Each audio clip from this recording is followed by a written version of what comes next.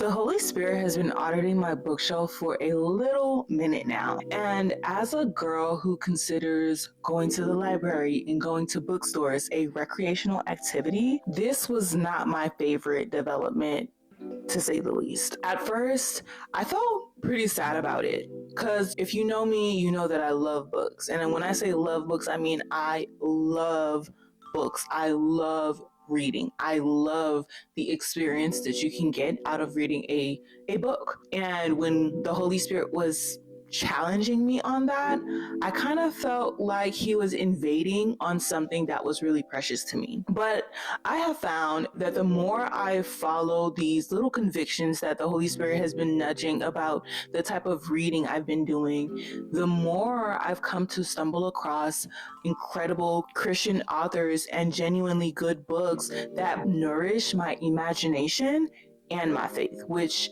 I think is really, really important as you are navigating spiritual growth, maturity as a believer, and things like that.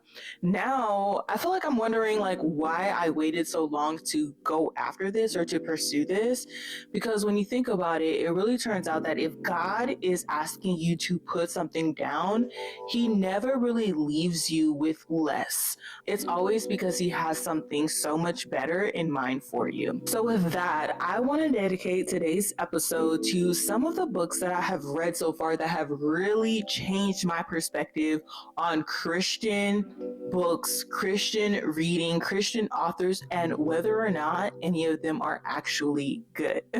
My name is Rose Lauriston, and I want to welcome you back to my channel.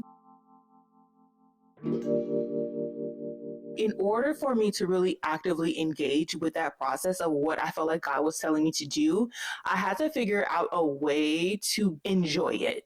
And that is when I started looking into the idea of building a personal curriculum, but not just any old personal curriculum, learning to build a personal curriculum around the things that God might be teaching me or showing me and things like that.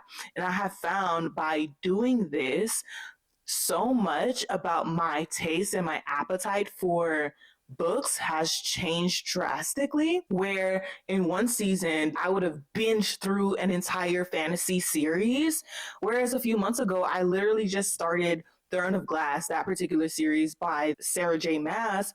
And by the time I got to the end of book 3, I was like, I actually don't feel like continuing this. And so I decided to walk away from that series altogether. And honestly, I haven't picked up a secular book since. Now, I will say, I'm not completely saying bye to the secular books or anything, but I'm just that much more mindful about the type of book I'm reading. I want to make sure that whatever it is that I'm reading, consuming on any level, is still glorifying to God in some way, shape, or form. And I really, really, really want to be mindful of the things that I'm bringing into my mind that can shape my perspective, that can really reroute my brain. And again, make sure that I am not conforming to the patterns of this world, but instead, I'm being transformed by the renewing of my mind so that I would know the good, pleasing, and perfect will of God for my life, okay? And so, with that said, when I decided to go ahead and do this whole personal curriculum thing to figure out, are Christian books any good in the first place, I obviously had to start with one of the most popular Christian fiction books probably known to man at this point, and that is Redeeming Love by Francine Rivers, obviously. So I'm excited to kind of share with you my thoughts on her as an author, on some of the books that I've read from her. I want to share with you some of the books that I'm currently reading and some of the books that I'm about to read. And also, I want to share with you some recommendations I got from some of y'all because I created a post about this in the community tab on YouTube. And I got some really good book recommendations from you guys. So I'm going to just go ahead and give that to y'all as well. Okay? So first things first, let's talk about good old girl Francine Rivers and Redeeming Love. Now, the synopsis for this book is that Redeeming Love is a historical Christian romance set in the 1850s California gold rush. It follows Angel, a deeply traumatized prostitute who survives on self-loathing, and Michael Hosea, a devout farmer who marries her after receiving a divine calling. As Michael relentlessly demonstrates unconditional love, Angel must learn learn to overcome her past and accept grace. Girl, I have so many thoughts on this book. I have seen many people actually throw shade on this book because of how much they kind of stay within the tormenting thoughts that Sarah, I don't want to call her Angel, but Sarah has throughout this story. And I saw that quite a few people kind of were irritated by that, which I did not understand at all. But personally, for me, I found that staying in that space of really understanding Sarah, seeing how often she would go back and seeing the cycle that Sarah was constantly going through emotionally, mentally, and things like that, up until the point God was able to actually get a hold of her for her to actually start experiencing the true love of God, this redeeming love that the book is even titled in the first place, felt very honest and true to a lot of the Christian experience that many of us face. It makes me think back to the time of when I first came to the Lord and things like that, and how it was just very hard to realize that I was forgiven. It was hard to kind of break certain cycles. It was really hard to even recognize that there was grace for me even when I was falling short after accepting Jesus Christ as my Lord and Savior. So being able to see that in story form from a girl like Sarah was really encouraging. I have my personal curriculum log, and Redeeming Love was one of the very first books that I created a lesson on. And so I kind of want to share with y'all what I wrote down. What stood out to me when it came to this book is that she kept running away. It broke my heart, and it got to a point where I actually was becoming increasingly frustrated with her because she could not see the goodness that was in front of her. It was hard to read and very confronting about my own blindness at times as a believer when I am actively trying to avoid or run away from God, for lack of better words, which I feel like so many of us have experienced. What shifted for me after reading this book is that this type of book would never be something that I would pick up from Barnes and Nobles or the library or anything like that. But Francine Rivers does such a great job of painting a picture of not just that world, but also the characters we get to follow in that world. From their humanity to the obvious handprint of God, this story moved me so much. When I tell you guys, I cried so many tears over this book, over the characters, over everything about this book. I was like, wow, where has this literally been all my life? It was just so good. And it wasn't just a great story that was told. There was so much meaning and heart in it that you felt like there was so many things that you can take and apply to your own life. And so I really, really love this book. So the way that I do this now when I go and read these books, and I did it only specifically for Redeeming Love because it was one of the first books. I still have yet to go back and do it for the other books that I'm going to be talking about today. But for this book, the characters, 4.5. And the only reason, well, let's say in total, I'm going to rate the book a 4.7, 0.8. That's where I've been leaning. Now, the biggest reason for it not getting a 5-star out the gate for me is literally because of a character. So for characters, I gave it a 4.5 only because I did not enjoy Paul's character development. I don't want to spoil it for any of you, right? But the character development for Paul was not character developing for me. I feel like we could have gotten more from Paul, okay? I've forgiven him, but I'm just saying the way that his character developed, it didn't cut it for me. But I will say my favorite character in the whole book would have to be Michael. I love how patient he was, how kind he was, how he trusted God through all of it. And there was just something about Michael that was genuinely so good. And girl, did you know that the meaning of the name Michael is who is like God? And honestly, like when you think about his character and the way that he acted, the reactions that he could have had that he chose not to have, his character throughout the entire story was just like, wow, what a guy, you know what I mean? And so, hands down, my favorite character was Michael. I rated the plot a 5 out of 5 because it was just a good plot. I love that this was based off of the story of Hosea in the Bible, and that there was just like a lot of Christian liberty that was taken with going through the actual story and making it very real life. Not necessarily in this day and age, because we obviously are not in the 1800s any, but like I was able to understand these characters and where they were living, what she was struggling with, what Michael was struggling with, all the things. You were just able to really encompass yourself in the entire human experience that they were having. Writing was a 5 for me. The emotional impact was a 5. Literally, I cried so many times reading this book. And I feel like I really related to Sarah on so many levels, specifically her inability to accept the grace and the mercy of God, to really accept that God has forgiven you, or that she's wanted, that she is loved, and that she's worthy. You know what I'm saying? All of these types of things. And I think that I related a lot to her because of the shame that I tend to have come up regarding my own past, which is a testimony in and of itself that maybe one day I'll share with you. The theme, 5 out of 5 for me. I've always loved the story of Hosea again, but and this is I'm just reading what's on the chart. I wrote down I've always loved the story of Hosea, but this book allowed me to really feel the love of God from that story and make me so grateful he sought to rescue me. Like me? Oh, thank you, Jesus. You know what I'm saying? All that. And then reread value, 5 out of 5. I 100% would literally reread this book. The first time I got the book, I checked it out from the library, and I obviously had to get my own copy from Barnes and Noble. And the second go round, I plan to tab the book up. I want to tab it up. I want to capture the thoughts that I have in certain scenes, and I just want this book to become one of those books for me. It has easily become one of those books for me that you just will never ever really forget. So those are my feelings about Redeeming Love. She would have been a 5 if it wasn't for Paul.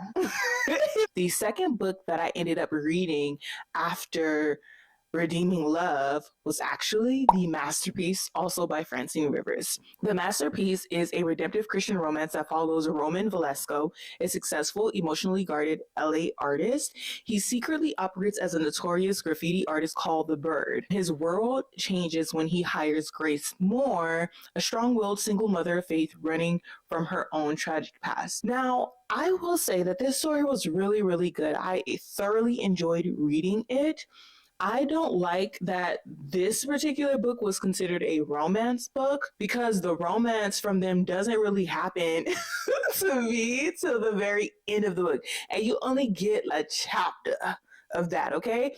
And to be quite frank with you, that actually happens with Redeeming Love too. And I noticed that that happens quite a lot with a lot of Francine's writing, where you don't get to see the love that is happening between the two characters until the very last chapters of the book, like them being together. And I find that to be annoying. I don't like that too much. I don't like that too much. I really wanted to see how Roman and Grace came together, and I wanted to see them walk out their relationship together for real. Instead, their relationship jumped years in advance, and I just would have loved to see how they were in a relationship dynamic. Take us through the actual relationship in and of itself and allow us to see God in all of it. You know what I mean? But that's how I kind of like felt about the masterpiece, and I rated the masterpiece a whopping 3.2 stars. Okay, 3.2 stars. Now we're gonna do the story assessment for this particular book in real time, and then I'll go back and update my Notion board. So for characters, I will rate the characters about a 3. I feel again, I liked Roman. I liked his character. I loved his backstory. I feel like we needed to get a little bit more from Grace.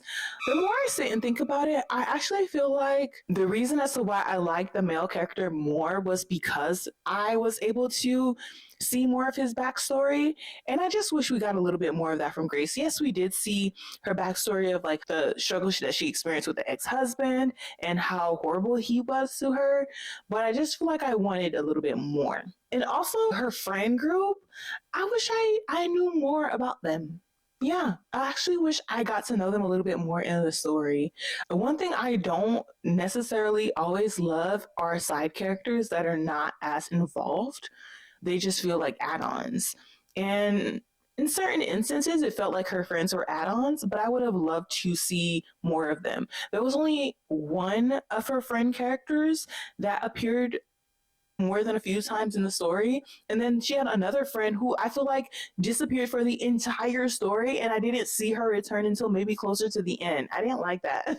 So again, I feel like for that reason, I'm going to give it a 3. I would just love to see more from the characters, like her side characters, be more involved in the story, and also just know more about Grace's backstory and things like that.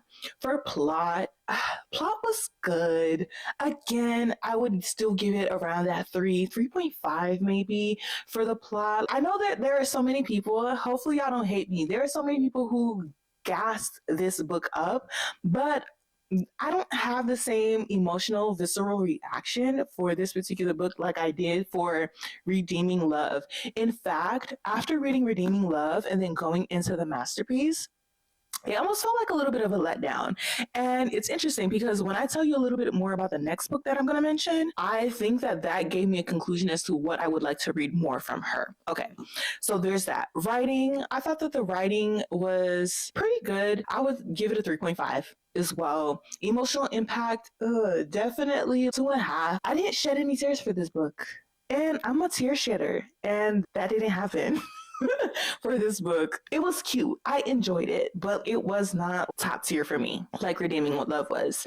The theme of the book, I thought that the theme was really good. I think that it still had this redemptive arc in it, especially when it came to Roman. And I think that that's why I love the story more because of his how I clearly saw God moving in him and things like that. And so for that, I would give the theme a 3.5, 3.5, okay. And then reread value, I don't think I would reread the masterpiece. I wouldn't reread it, and I actually would not buy a book. Reread value also accounts for would I actually purchase it at Barnes & Noble. And for the masterpiece, the answer would be no, and I would not reread it only because it just didn't live up to, number one, the hype, and I didn't enjoy it like I did some of Francine's other novels. And so we're going to just leave it there. That's how I feel about the masterpiece. The third book that I read from Francine Rivers is The Lady's Mind. In The Lady's Mind, a fiery, displaced Boston suffragette is banished to a rugged 1875 California mining town. I hope you can already see the connection between this book and Redeeming Love, okay?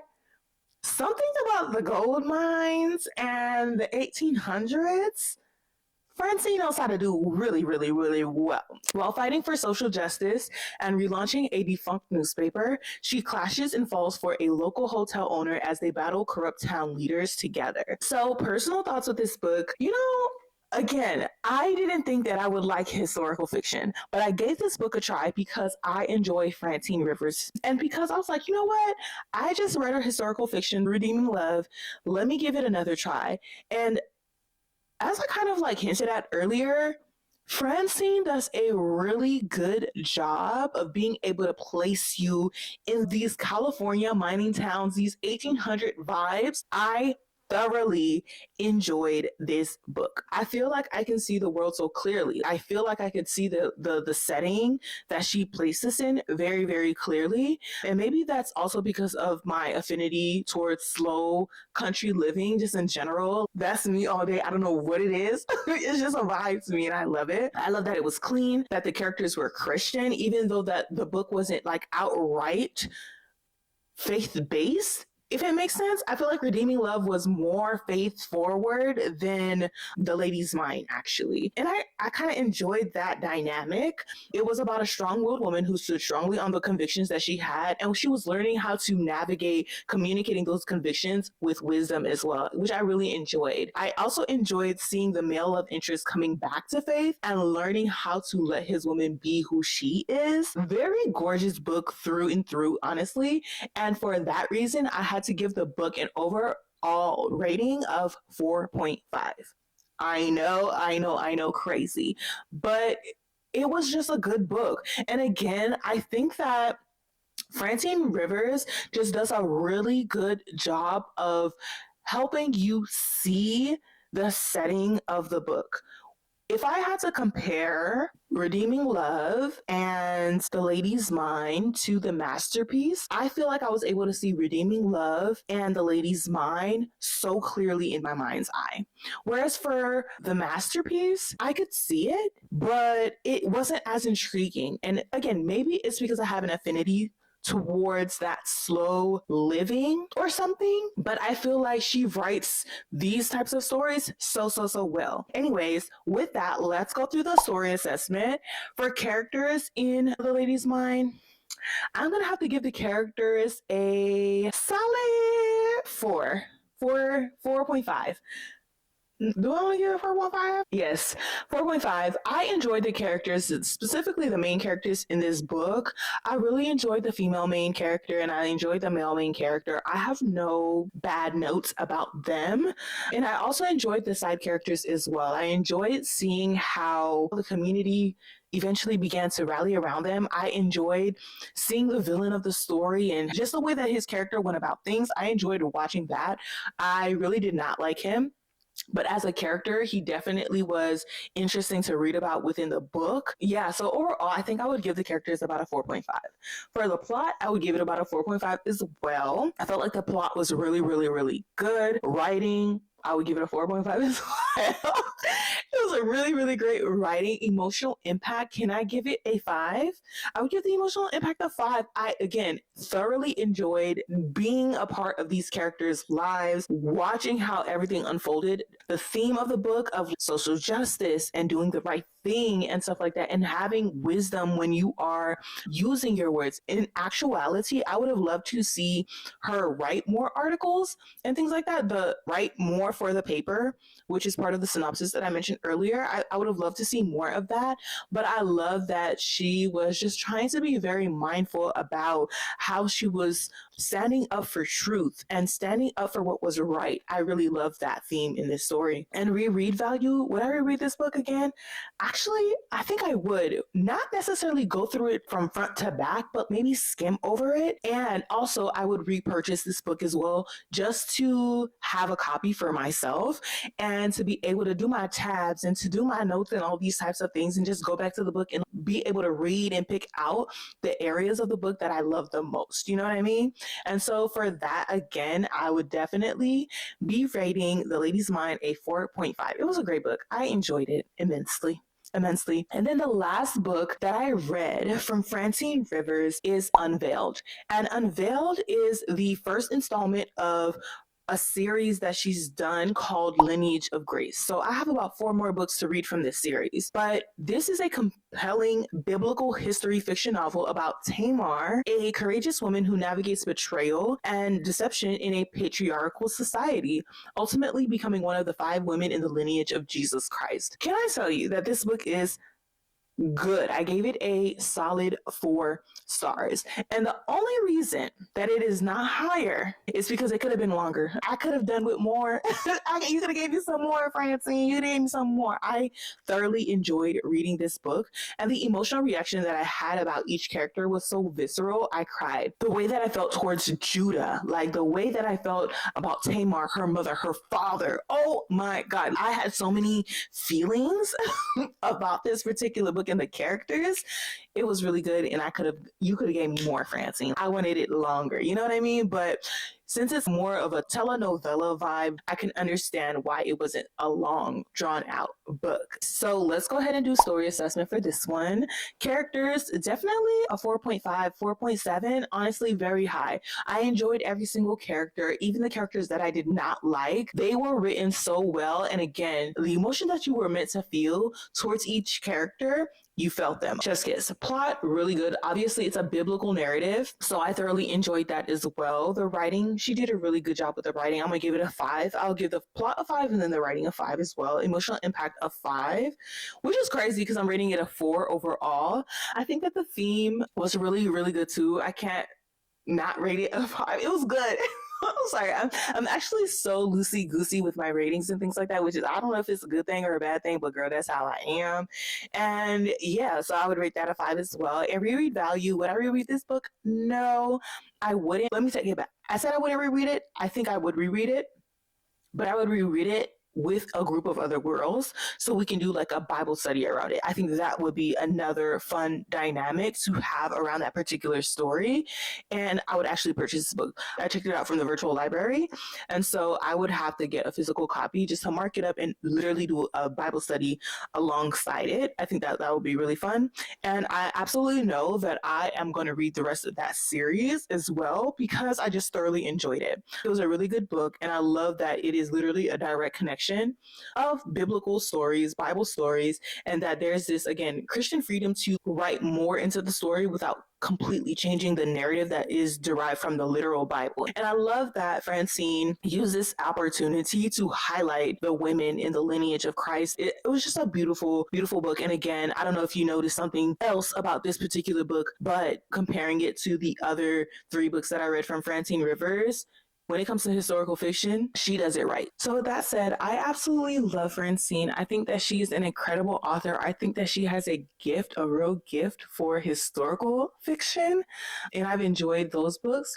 Maybe I need to explore some of the more modern books that she has to see how I really vibe with it. But I have found that I don't rate her more historical fiction, whether it's historical in the 1800s or biblical history. I don't rate them below a 4. So I find that I enjoy those stories more from her. So while I'm going to continue to stick by Francine's side or whatever the case may be, I also want to continue to explore newer Christian authors. So here's a little bit of a list of some of the books that I'm currently reading and some of the books that I got recommended by one of you that I should read as well. One of my current reads right now is Theo of Golden by Alan. I forget his name, but I'm looking around because I'm trying to see if I have the book here. Give me a second. Let me go grab it.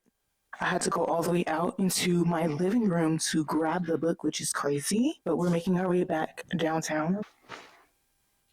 All right, girl. So, Theo of Golden by Alan Levi. This is a book that I got from Barnes. I decided to just go ahead and purchase it because I couldn't find it at my library. And again, I really want to do a better job of engaging with books that are both clean, that have faith type of themes in them that could point me back to Jesus, that really nourish, again, my imagination, my mind, and my faith. And so I have gotten all the way up to chapter 9 with Theo of Golden. And so far, Theo, I love Theo. I am not really a big, how do I say this? Reads that are on the slower side, I don't tend to enjoy them. But I think what I enjoy so far about this book is Theo, his personality. I have a thing for older men. They're just so cute and adorable and sweet to me. And so I think that affinity that I have for older men is playing a part in why I enjoy Theo as a character. So far, I have watched him give away one of the portraits that he purchased to one of these people in Golden. I love that interaction. It was just so genuine and sweet. And yeah, I think I'm going to really enjoy Theo of Golden. I'm definitely still going through it. I think it's one of those books that you really have to just take your time with. There's no need to rush through it because there's just always a good lesson in it, something good to see in it. And it makes you want to pause and reflect and really think through what it is that you're reading. And so Theo of Golden is definitely one that I'm currently reading and that I'm taking my time with going through. The second book that I am reading right now is a book by C.S. Lewis called The Great Divorce. And this book was recommended not directly to me, but I picked up on it from another YouTuber who was talking about a list of 10 books that she's thoroughly enjoyed from Christian authors and things like that. And this was her number one. The synopsis on this is it says that in The Great Divorce, C.S. Lewis again employs his formidable talent for fable and allegory. The writer finds himself in hell boarding a bus bound for heaven. The amazing opportunity is that anyone who wants to stay in heaven can. This is a starting point for an extraordinary meditation upon good and evil, grace and judgment. Lewis's revolutionary idea is the discovery that the gates of hell are locked from the inside. Using his extraordinary descriptive powers, Lewis's The Great Divorce will change the way you think about good and evil. And honestly, so far, I've been listening to it on audio, especially especially like on my drives and things like that, it definitely does change your perspective on good and evil. Spoiler alert here. So if you don't want to hear about this, definitely skip ahead. There's just one character in the book who basically goes to heaven, and he is met with somebody that he held bitterness he did not forgive in his heart on earth. And when this particular person approached him and was basically trying to encourage him to come with him so that he can actually be in heaven, experience heaven as he's experienced heaven, this guy just kept on holding on to this bitterness, believing that he was better than the guy who was trying to call him in, holding a past sin over this guy's head, and all he was after was what was owed to him. It was just really crazy. And it's not like this guy was extremely wicked, that was like out here doing obviously horrible things, right? He was not Hitler, but we can obviously see him in so many people today. And the fact that that is what prevented him from being able to go into heaven is very scary and very real. And so for that, I think that this book is so interesting so far, really so good. It is a very short read, but I've been enjoying it a lot so far. And I just be, again, taking my time with some of these books because they're intense, and I feel like you can binge through them obviously, but there's a lot of benefit to taking them slow. So I've been taking my time with both The of Golden and also with C.S. Lewis's The Great Divorce. Now, the third book that I'm currently about to get into, I haven't started it yet, but it is definitely here for me, is A Voice in the Wind. Y'all, I have heard so many good things about this book. And of course, who's the author? Francine Rivers. I do not doubt that this book is going to be good. This is, again, historical fiction, but this is more biblically based. And I'm just excited to read more about it. And here it says, torn by her love for a handsome aristocrat, a young slave girl clings to her faith in the living God for deliverance from, I'm assuming, the Roman Empire or whatever oppressive system that she's currently in. Again, I've heard so many great things about this book, and it is a part of the Mark of the Lion series. This is book number 1, and I'm just excited to just dive in. I feel like I'm probably going to binge through this. That's why I haven't started it yet, but I'm excited to definitely read it. And now for more recommendations, y'all. I made a post on my community feed here on YouTube, and I was talking about, like, you know, are Christian books any good? I mentioned how God has been basically audited my bookshelf and all the things. And somebody commented that they can relate, and that years ago, she says she thought that Christian fiction was badly written and not for her, which, girl, same. But now some of her favorite authors and books are Christian, and somehow secular books feel disconnected and shallow, which I completely agree with. She says she just stumbled across this post, and so she doesn't know my reading taste, obviously, but some of her favorites are the following. So go ahead, screenshot this, girl, because if you are interested in checking out some Christian books and seeing whether or not you can have a taste for Christian fiction, you definitely should. So take a screenshot of that. She recommended so many books that I'm excited to check out. I am excited to be able to go to the library and go to Barnes and really check out these authors and see if any of their books are going to be available for me to read, because I'm just thoroughly enjoying exploring the possibilities when it comes to Christian writing, Christian authors, some of these books, because there is just so much more to the Christian world. I started off this journey not knowing whether or not Christian books were worth the read. I am still in this journey, and I am learning that Christian books, authors, they are great. This reminds me so much of this quote I saw. I have no idea where I saw it, but I saw it once on social media, I'm sure. God does not want us to make shoes and then have Christian or Jesus written on the sneaker. God can be even more glorified by actually creating a very, very good shoe. And I feel like for these Christian books, at least what I have come to find is that they're not just books with the name Jesus on it. They are really well written, well thought out books that actually move you to something, and not just move you to some type of emotional reaction that has nothing to do with anything, but move you towards Jesus, move you to want to be closer to the Lord, moves you to want to be more intentional and mindful about your faith, move you to have more thoughtful conversations. Because as soon as I was done reading Redeeming Love, I called up my little sister and I was like, girl, you must read this book. This is not one of her top books. y'all. It's that good. And so I love that I'm starting to experience this in my faith, and that my surrendering, my love of reading to Jesus is literally paying off. It is literally paying off. So I want you to do me a favor. If you are a girly pop who loves Christian books, clean reads, all the things, please drop your recommendations in the comment section, please. Not just for me, definitely for me, but also for the other girls, the other side of this, right? The girls who aren't sure whether or not Christian books are actually good and worth actually leaving their other books behind for. Drop some of your favorite books, highly recommended books in the comment section, and let's actually go on this journey together. Let's get into the Christian reads, y'all. Let's get into the books, the fiction books, right? Not just the nonfiction Christian books, because I'm sure that those are good too, but the actual fiction books that take you to a different location, a different place, a different setting that can really stir your imagination. Let's see if we can find more of those good books and connect with one another. Drop them in the comment section. And as I continue to read my Christian reads, I'm going to continue to update you on those as well. Let me know what kind of videos you want to see from me regarding that, because I would totally love to create more content around the books that I'm reading. So make sure you comment that in the comment section down below. With that said, girl, I want to thank you for stopping by and watching this video. I'm Rose, and I love you with the love of Jesus Christ. And I hope to see you in the next video. TTYL.